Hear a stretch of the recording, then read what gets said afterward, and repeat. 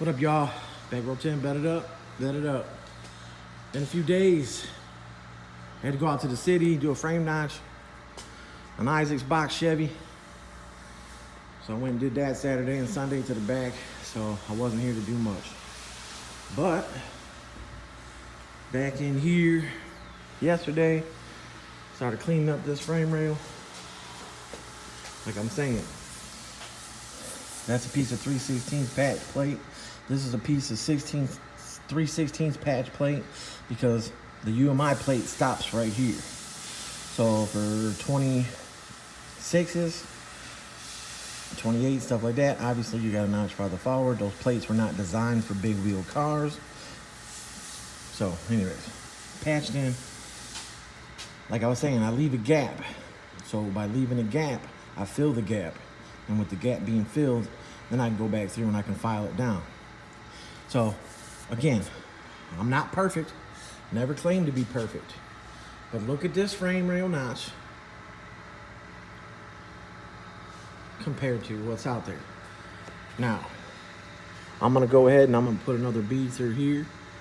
And I'm gonna fill this in, so because these are in kind of far. Because this is a piece of 3/16 right here, because the plate only went to here. And then this is a piece of 3/16 plate here. Obviously 3/16 is a thicker material, so it's stronger. So this area, you know, is real thin right here. So this piece is touching the back part of this stock frame.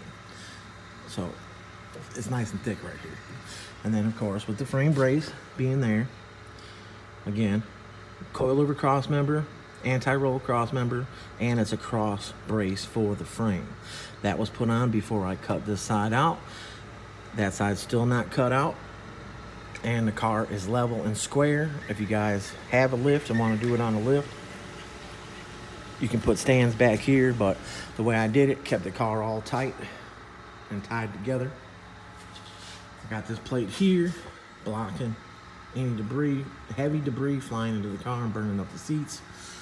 The speaker, as you can see right there, is going to need to be taken down and all the metal shavings cleaned off of it because it's a magnet, so all the metal shavings. I should have previously taken them out, and to tell you the truth, with everything I got going on, and I just seen it right now, I should have had them out of there so they didn't get full of metal. So that's probably something I'll definitely do, take them out so that way it doesn't. But if you guys got all them speakers in there and stuff like that, and mini tubbing your car, obviously if you're just frame knocking, you wouldn't need to take those out. But mini tubbing, when you're cutting this, the metal shavings go up there. So remember to take all your electronics out. So yeah, that's what's going on here. Shop's a mess. Shop's always a mess. Got all the parts. This is the back brake rotor, which was supposed to come the same color as the front. You know, this is basically just a machined look. And this has got like that zinc coating or something on it. But anyway, this is the back rotor. Pretty thin, but we're using the same front floating caliper on the back in the wheel wood. So if you guys stay tuned to these videos on this build, you'll see what I'm talking about when I put that together. Cutlass, getting ready to get some work. This is the rear end for the LS, the one I had to cut the center section out of. I gotta clean it up, get it ready to get fabbed up. Of course, the 79, still waiting to get some work up in here. The rear end is fabbed. I have a customer's rear end that brought me the rear end, dropped it off. I painted it 3 times yesterday, and on camera, it kind of looks like it's shining. But 2 times I painted it yesterday with a semi-gloss that I always use, and the rear end had absolutely no shine to it at all. It looked like a flat ass gray. And I don't know why. Maybe it was the humidity yesterday and I had the fan going. But today, this is shinier than that, which is not a gloss, it's a semi-gloss. So I don't know what's going on. Maybe I had some bad cans. But this one, I'm getting ready to throw it back together, bolt all the brakes on it, bolt the center section back in it, and it can go bye-bye. I'll call him up, he'll come get it. The GN, I believe we're about to just say 100 and just fucking knock it out. Customer really wants it like now, so I can't keep everybody happy, so maybe I'll keep one person happy and get it done, get it out of here. So, yeah. Everybody, if you're gonna go with an 8-inch lip, you just got a frame notch. Anybody want to get a 9-inch lip, you gotta reframe the back of the car on a G-body. No way around it. 2x3 back frame. This is custom made in-house. All the bracing. If you watch the other videos, you'll know. Well, there were some other things I was gonna talk about, but I don't know what the hell I'm talking about. Box set is lucky that my Chevy is not together and running. Even with just my all motor big block, which is just a little baby big block. Y'all seen it. Just with this little baby big block, I'd spank his car's ass. But I don't have the right to talk like that because my car's not running and driving. But I had put a comment on his IG talking about that was the longest 16-second race I ever seen. So of course I'm just talking shit. But he came back with some shit. And I'm like, my bad. 1550. And he said he'll put $2,000 to my $1,000. This and that and whatever I want to do. But obviously I can't get my car done soon enough. But when it's done, I'll call some people out. Maybe. But that'll never happen because I'll never have it done. Because I never have time for my own shit. The GM, the front frame notch, begins. So, trying to get this thing notched out.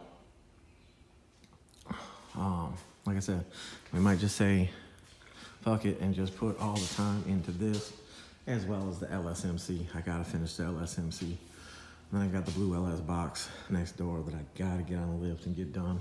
So, again, it's going on that lift right after the LS MC is done, which the front is, like I said, 85, 90% done.